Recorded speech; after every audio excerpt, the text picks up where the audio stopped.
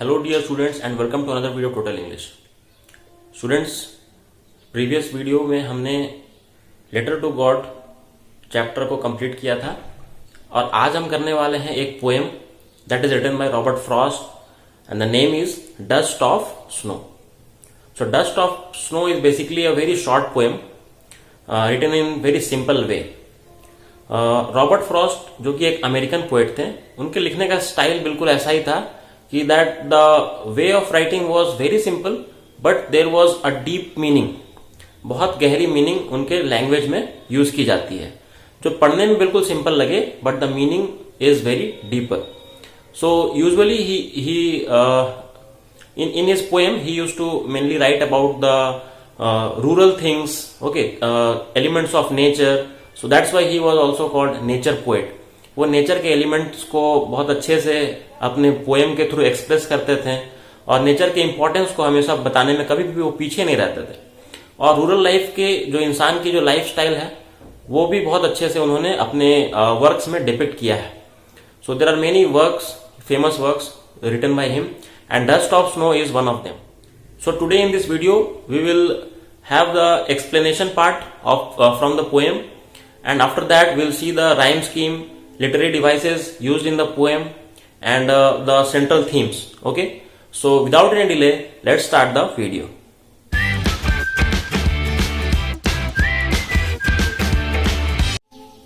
तो सबसे पहले हम लोग पोएम को पढ़ते हैं. यह है सिर्फ 2 स्टैंजा में लिखा गया है. There are just 8 lines. So let me read the poem. The way a crow shook down on me the dust of snow from a hemlock tree. The way a crow. आप देख सकते हैं यहाँ पर राइम हो रहे हैं. जो लाइन्स है ऑल्टरनेट लाइन्स को देख सकते हैं. First line and third line. Snow is rhyming with crow, me is rhyming with tree. So ये राइम में लिखा गया है. So let's first of all let's try to find out the meaning. What he writes. The way a crow, जिस तरीके से एक crow bird की बात की जा रही है यहाँ पर. Shook down on me. Shook here is the basically the past of the verb shake. ठीक है, तो शेक का पास्ट यहाँ शुक है. Shook down on me. What did he shook, what did he shake? That was the dust of snow. और dust of snow कहां से गिर रहा है? वो गिर रहा है फ्रॉम अ हेमलॉक ट्री. एक पेड़ है जिसका नाम है हेमलॉक. ओके, बेसिकली ये हमारे इंडिया में उतना अवेलेबल है नहीं. वो जो कि एरियाज होते हैं जहां पे बर्फ बहुत अधिक गिरती है यूरोपियन कंट्रीज में, वहां पर ये अधिक मात्रा में दिखते हैं. कुछ हद तक इनका बनावट क्रिसमस ट्री जैसा होता है but they are far bigger than the Christmas trees. They are far bigger in size. Okay, so बर्फीले जगहों पे ये हेमलॉक ट्री दिखता है. तो यहां पर फर्स्ट स्टैंजा में ये कहा जा रहा है कि the dust of snow from a hemlock tree. एक क्रो आता है. क्रो क्या कर रहा है? वो हेमलॉक ट्री के ऊपर बैठता है. और hemlock tree because it is the time of winter, winter season चल रहा है, तो हेमलॉक ट्री के ब्रांच पर, उसकी डाली पर स्नो जमा है, बर्फ जमा है. तो जब वो उसमें क्रो बैठ के जब वो फ्लाई हो जा रहा है, उड़ जा रहा है, तब क्या होता है? That the dust of snow falls on the poet. Poet के ऊपर गिर रहा है. And what kind of different does it makes? इससे क्या फर्क पड़ रहा है पोएट पर? Let's have a look at the second stanza of the poem. Has given my heart. Whose heart? The heart of the poem, poet. Has given my heart a change of mood. So वो जो dust of snow गिर रहा है hemlock tree से because of the crow, उसके चलते poet का mood change हो जा रहा है. किस मूड से, कौन से मूड में वो चेंज हो रहे हैं? And saved some part of a day I had rued. See the word rued, RUED. Okay, and saved some part. और कुछ पार्ट को वो बचा दे रहा है. किस चीज के पार्ट की यहाँ बात हो रही है? यहाँ पर दिन के हिस्से की बात हो रही है. मतलब वो दिन का एक हिस्सा उन्होंने रूड कर दिया है. रूड मतलब रिग्रेट में बिता दिया. वो किसी चीज को लेकर पछता रहे थे, सैड होंगे. The purpose has not, the reason has not been mentioned in the poem कि किस रीजन से वो दुखी थे या पछतावे में थे. बट ये दिखाया जा रहा है कि उस दिन के कुछ हिस्से को उन्होंने इसी में बर्बाद कर दिया था. लेकिन अब जबकि वो स्नो उनके ऊपर गिरा, because of the falling of that snow, his mood has changed. It means definitely his mood has changed from sad to happy. Okay, तो यहां पर ये दिखाया जा रहा है, now let's try to understand the meaning, why is he mentioning these elements like crow, hemlock tree, and what kind of change it is it making. तो ये जो चेंज कर रहे हैं इसके पीछे वजह क्या है, why is he mentioning such things. तो यहां पर देखने की वाली बात यह है कि क्रो को हम लोग ऐसा एक एलिमेंट मानते हैं जिसकी बहुत ज्यादा इंपॉर्टेंस नहीं है हमारे सोसाइटी में, या बोल सकते हैं उसे हम निगेटिविटी फैलाने वाली चीज कह सकते हैं। बर्ड्स में हम बहुत ही ब्यूटीफुल बर्ड्स की बात करते हैं, but we never talk about crow. Okay, when we talk about the beauty of nature we usually mention the other beautiful birds like parrot and other birds. And similarly, the same case happens with the tree. There are many other beautiful trees, okay, which are used as the element of nature in most of the poems by other poet, and by Robert Frost himself. He has written about many other trees, but here he has picked hemlock tree and he has picked crow, because he has picked these two elements because he wanted to show the readers that even these things which are not very important, which are not very important in our society, जो कि इन्हें हम अपशगुन मानते हैं, okay, that brings bad omen, okay, OMEN, okay, bad omen means ill omen भी इसे कह सकते हैं, ठीक है, या फिर इसको ओमिनस भी कह सकते हैं। ओमिनस वैसे होते हैं जो अपशगुन वाली चीजें होती हैं, ठीक है, तो that brings bad omen, ill omen, ठीक है। तो ये जो अपशगुन लेकर आ रहा है इसे ऑस्पिशियस हम नहीं मानते। ऑस्पिशियस वो उसे कहते हैं जो बहुत शुभ हो, ठीक है। तो हमारे ये सब हमारे माइंड की एक क्या बोला जाए, ये बस एक मान्यता है कि किसी चीज को हम अच्छा मानते हैं, किसी चीज को बुरा मानते हैं, but nature has created all the things equally important. So nature के हिसाब से हर चीज बराबर इंपॉर्टेंट है। तो यहाँ पर रॉबर्ट फ्रॉस्ट का ये कहना है कि जब नेचर ने सब चीजों को बराबर इंपॉर्टेंट बनाया है तो हम क्यों चीजों पर भेदभाव करते हैं।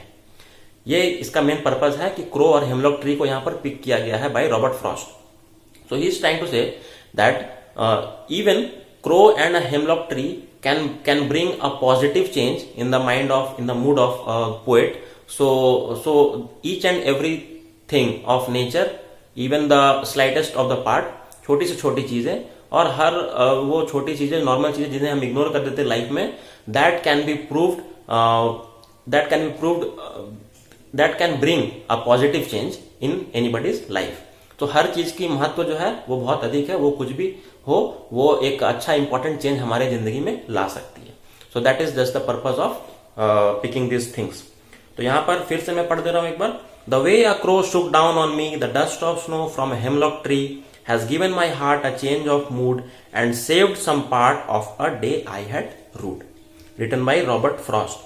So जिस तरीके से एक क्रो आता है और उसने हेमलॉक ट्री के ब्रांच को शुक किया, ठीक है, इट पास्ट ऑफ शेक किया, और उसके वजह से डस्ट ऑफ स्नो क्या हो रहा है, has fallen on me, okay, and has given my heart a change of mood, और पोएट के मूड को वो चेंज कर रहा है, एंड सेव्ड सम पार्ट, दिन का जो हिस्सा जो उन्होंने रिग्रेट में बिता दिया था, तो बाकी का जो हिस्सा था उसे सेव कर दिया, मतलब बचा दिया।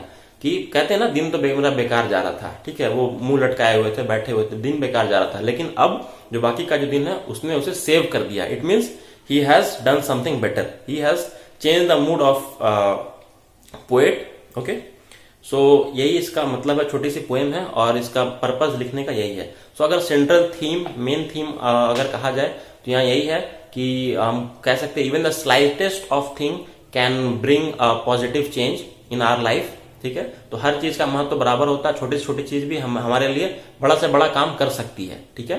एंड नेचर इसका बहुत बड़ा थीम है, ठीक है। रॉबर्ट फ्रॉस्ट की ज्यादातर पोएम्स में नेचर का बहुत ही बड़ा योगदान होता है, बहुत ही बड़ा रोल होता है। तो यहाँ पर नेचर का थीम कह सकते हैं कि that the elements of nature like crow, hemlock tree, okay, these are regarded as the elements that brings bad omen or ill omen, okay, these are regarded as ominous objects, things, but if these can bring a positive change in the life of poet, so why does we ignore such kind of things, okay, we should give equal importance to all the elements of nature.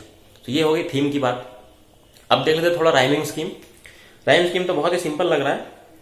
Crow rhymes with snow, तो जैसे कि same sound अगर create हो, हम हर line के आखिरी word को कहते हैं, उसे प्रोनाउंस करते हैं, और अगर उसका उच्चारण सेम हो तो हम एक ही अल्फाबेट को रिपीट करते हैं, like crow and snow. So हम ए से स्टार्ट कर रहे हैं, so we will put A and A once again in the first and third line. Then in the second line there is me, so the sound has changed, so after A we will put B, the alphabet B. So me sounds similar to tree, so there will be repetition of the alphabet B. ठीक है, जो sound जिससे similar होगा उतने बार हम उसे same ही repeat करेंगे.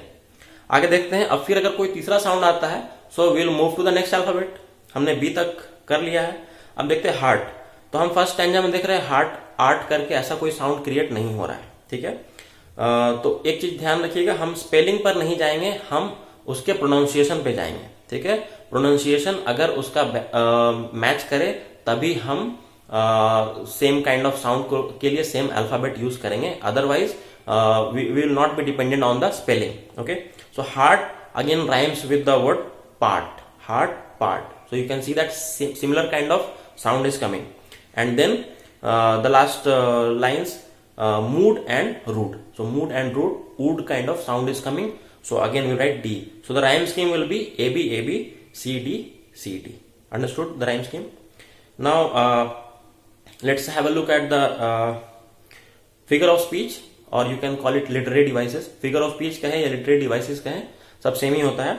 So figure of speech is basically, literary devices are basically the words which are the terms which are used to you can call that decorate the language or beautify the language. Okay, तो जो आम भाषा में, सामान्य भाषा में हम किसी बात को कहते हैं, तो उसे हम अगर बेहतर ढंग से कहें तो वो बात हमेशा याद रहती है, वो हमें बहुत इंटरेस्टिंग लगती है. इसलिए कहने के तरीकों को हम इंटरेस्टिंग वे में यूज करते हैं. तो ये उन्हीं के एलिमेंट्स होते हैं फिगर ऑफ स्पीच. जैसे कि एक ही जैसा आवाज रिपीट करें, जैसे कि यहाँ पर हम देख रहे हैं सेकेंड स्टैंजा में, देखो has given my heart, has heart, तो H her sound has been repeated, has given my heart. Okay, then in the second last line, and saved some part, saved some part, so sound has been repeated. So these similar kind of sound are getting repeated. So this is an example of alliteration. Alliteration is a figure of speech in which we see a repetition of similar kind of sound, mostly the consonant sound. ठीक है, और ये एक हो गया alliteration. And the other thing is you can see that throughout the poem not a single punctuation mark have been used. punctuation mark जैसे कि comma, full stop, ये सब कहीं भी बीच में हाइफन कुछ भी यूज नहीं किया गया, सेमी कॉलन कुछ भी यूज नहीं किया गया, सिर्फ लास्ट में एक फुल स्टॉप है. It means we can say that there is a continuation. ठीक है, एक कंटिन्यूएशन, लगातार उसको लिखा जा रहा है. तो कह सकते हैं अगर इस तरह का कंटिन्यूएशन हो, बीच में कोई भी पंक्चुएशन मार्क का यूज नहीं किया जाए, तो that is called enjambment. That is called enjambment. ठीक है, सो 2 फिगर ऑफ स्पीच काफी है, पोएम भी छोटा है. ठीक है, और इसके क्वेश्चन आंसर्स को हम आने वाले वीडियो में देख लेंगे. नेक्स्ट वीडियो में इसको डिस्क्राइब कर देंगे. I will describe the questions which are given in the book and some of the questions that can be found like internal questions होते हैं जिसको बनाया जा सकता है अपने मन से. तो क्योंकि पता ही है कि सिर्फ बुक की जो क्वेश्चन है, बुक में जो दिए गए हैं, सिर्फ वो क्वेश्चन काफी नहीं होते हैं. So we will see if there is some scope of some internal questions. So we will try to understand that as well in the next video. Okay, and the next video I will upload. I will not take much time. I will upload within 24 hours. So you will wait for that. You can wait for that, and I will make you understand the other things of this chapter. So students, I hope you have understood the poem. If you have understood it, so like the video and share to your friends and tell them to watch it properly, so that English can be easier for them as well. My purpose of making the video to try to make you understand the things in the easiest way that I can. Okay, जितना मुझसे हो सकता है उससे मैं easiest way में explain करने का कोशिश करता हूँ. So that is my main purpose of making the videos. So thank you so much. We'll meet in the next video. Have a good time.